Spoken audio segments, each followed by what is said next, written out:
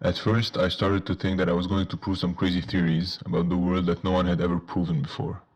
I thought I held the key to something no one could access, an idea. Of course, that proved to be completely false later on.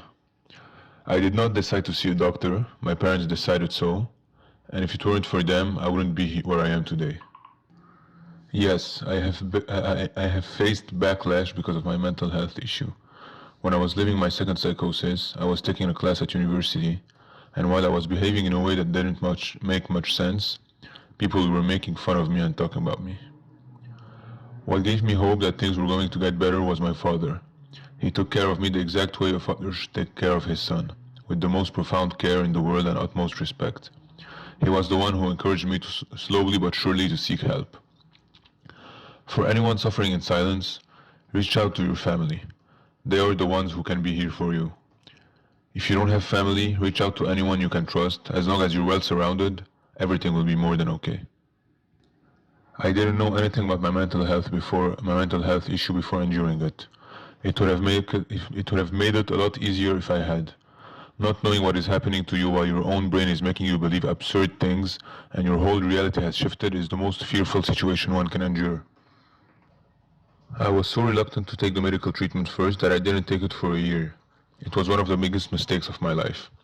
I was going out with a girl for whom I made everything impossible. She was always crying and suffering in silence because of my paranoia and bullying. I was never violent, of course. I attribute a big part of my improvement to medical treatment. It is unavoidable, it is necessary. When a person goes through psychosis, they must take medical treatment for the rest of their life, full stop. If not, it is a life lost. I have taken many times MDMA, cocaine 3 times, hallucinogenic mushrooms 3 times, and have smoked more cannabis-related drugs than anyone can imagine for 6 full years. The road to recovery is full of ups and downs. You first have the psychosis, which is really difficult to live. Then you have the acceptance that you are ill, which is the most difficult part and harder than anyone can imagine.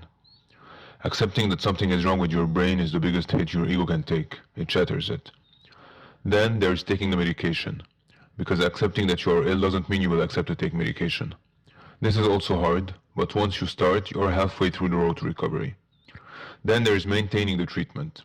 If you're convinced that medical treatment heals you, then this part is easy. You have to trust science and our present tools to fight psychosis. They work and have been proven to work. Then, there is an extra component that is the easiest of the lot once you went through the other phases, but that is still very hard to live through, which is finding the right medication for you. Unfortunately, and this is not pointed out enough by the medical body, antipsychotics have a lot of side effects. This means that you can't take them at a big dose even if it means having less symptoms. So you have to try different medications at different doses for a couple of months or even years sometimes. So to summarize, everything about psychosis is really hard to live. Social support is 50% of the road to recovery. Without my social surroundings, I would be in a very bad place right now. Unfortunately, most people don't understand how to behave with people going through psychosis, which is why it's extremely important to educate people about mental health. Educate, educate, and educate. Treatment changed my life and is still changing my life. I will never stop taking medication. They are part of my daily life now, and I'm very happy to have this technology available to me. Without it, I would be worth nothing in and to society. My life now is amazing. I have everything I want. Close friends, a girlfriend, a family that loves me. I see and talk to all of them regularly. I have a great job and a great future ahead of me as I am a very hard worker. If I have to thank one person in my road to recovery, it would clearly and by far be my father. Without him, I wouldn't be alive today. So thank you, Dad.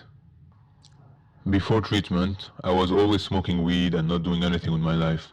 I was skipping classes, failing some, changing majors, saying I love the subject and was not doing anything about it, not having a fulfilling relationships. I was very inconsistent. After treatment, I finished the major, I started working, I had normal relationships, normal friendships, and a great day-to-day life. Yes, I consider I have a normal life now. More than normal, an amazing life. To the people who are struggling, reach out to people around you. Adults, not only friends. Parents, academic people in university, etc., or school. People who will know what to do, especially family, if you have the luxury to do so. To people who see their friends struggling with mental health illness, I say educate yourselves about it. Talk to your friends about it, but before saying anything unknowingly, educate yourselves about the mentioned mental health issue. Don't act as a doctor. Notify parents or responsible people when something is not right with your friend.